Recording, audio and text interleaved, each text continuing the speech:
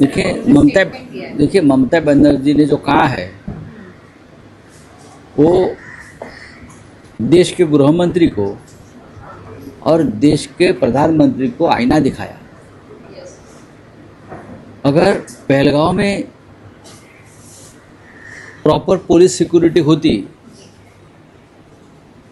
तो हमारे 26 पर्यटक मारे नहीं जाते। जहां सबसे ज़्यादा सुरक्षा की व्यवस्था थी कश्मीर में, पहलगांव में, अगर पुलवामा में गृह मंत्रालय ने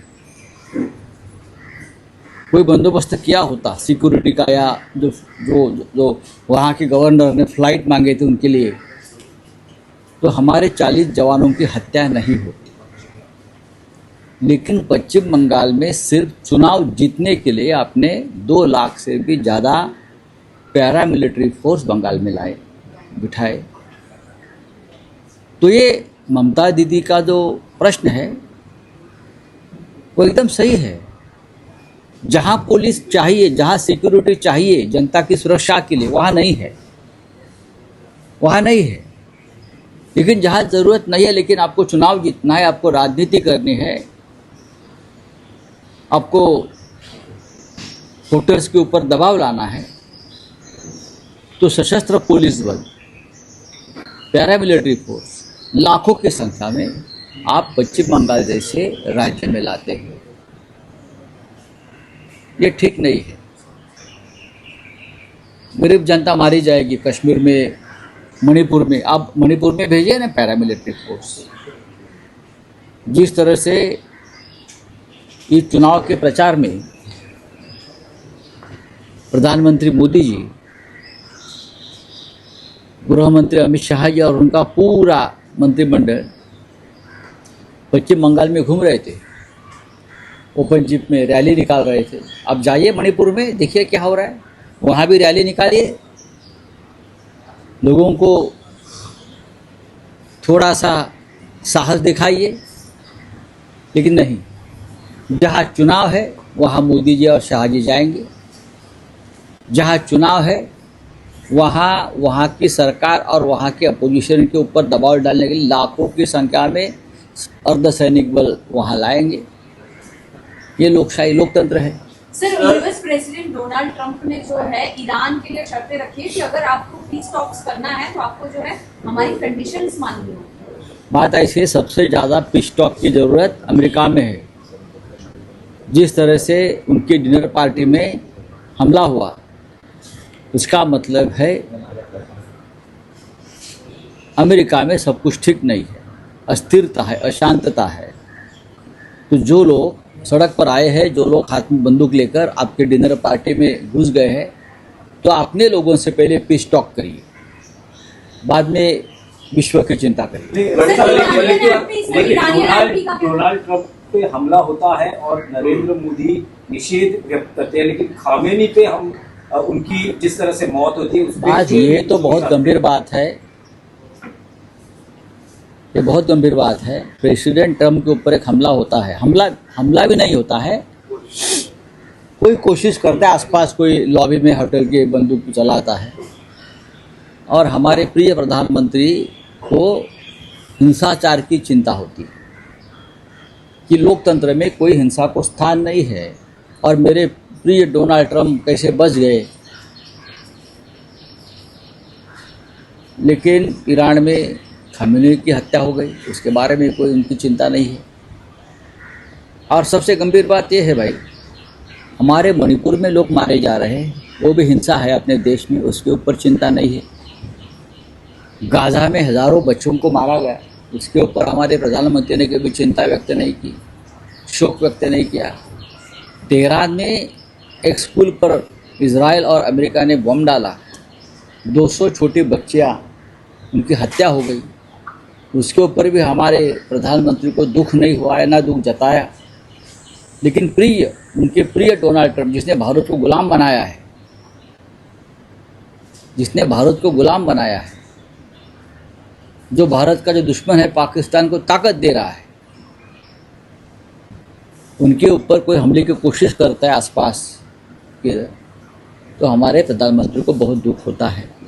अपने मरेंगे तो चलेगी, लेकिन बाहर वाले जीने चाहिए। वडेट्टीवार काल याच मुद्द्यावर म्हणाले की ज्या पद्धतीने अमेरिकेमध्ये नागरिकांचा रोष आहे, भारतात देखील काही वेगळी स्थिती नाही. मी बोललो आता बोला मराठी- नाही, ठीक रावसाहेब, आहे. एक आहे की विधान परिषदेचा विषय आहे की आता अवघे 4 दिवस शिल्लक राहिलेले आहे. काही स्पष्टता आहे का महाविकास आघाडीमध्ये? उद्धव ठाकरे यांनी लढावं असा आग्रह तर आहे, पण स्वतः उद्धव ठाकरे अजून काही भूमिका मांडत नाहीये. मांडतील ना, त्याबद्दल शिवसेना पक्षप्रमुख नक्की भूमिका मांडतील. उमेदवारी अर्ज तर भरावाच लागेल ना, तेव्हा तुम्हाला सगळ्यांना आमंत्रित केलं जाईल. नाही, 30 तारीखला उमेदवारी अर्ज भरण्याचा शेवटचा दिवस आहे, 4 दिवस आहे. तर काही होतंय का? काय होतंय? उद्धव ठाकरे स्वतः इच्छुक नाही आहेत काय का? होतंय काय म्हणजे काय, ही ती काय बाळंतणीची खोली आहे का? नाही, कदाचित 30 तारखेला आ 30 झालंय तारखेला होत आहे ऑपरेशन सुरू आहे. होणार, व्यवस्थित होणार, पेढे मिळतील, काळजी करू नका. खोळाच्या नावाचे एक मिळणार. तारखेला नाही, राऊतसाहेब, खोळाच्या नावाचे मिळणार. उद्धव ठाकरे कळेल ना तुम्हाला, त्या क्षणी कळेल ना. नाही, पण पण अनेक लोकांचे पेढे वाटायचे आहेत ना, काय आमचेच आहेत का फक्त? भारतीय जनता पक्षाचे आहेत, मिंदे गटाचे आहेत, अजित पवार गटाचे आहेत, सगळ्यांचे पेढे खा तुम्ही, आमच्याच पेढ्यावर लक्ष का तुमचं? पण शिंदे अतिरिक्त उमेदवार लढवण्याच्या तयारीत असंही कळतंय. कदाचित निवडणूक होऊ शकते, कारण शिंदेकडे ही नावांची यादी खूप आहे आणि त्यांचं असं एक त्यांच्या पक्षात अशी स्ट्रॅटेजी आहे की काँग्रेसची अतिरिक्त मतं आहेत, एनसीपीची अतिरिक्त मतं आहेत, या सगळ्या भरवशावर शिंदे इतके महान सद्ग्रस्त आहेत की ते भारतीय जनता पक्षाची मतं सुद्धा फोडू शकतात. इतका मोठा माणूस आहे तो. अमित शहानी वाढवलेला, देवेंद्र फडणवीस यांना अडचणीत आणण्यासाठी ते भाजपची मते फोडू शकतात, असं तुमच्या मला एकंदरीत बोलण्यावरून वाटतंय की ते सुपर पॉवर आहेत महाराष्ट्राच्या राजकारणातले. तसं काही नाही आहे.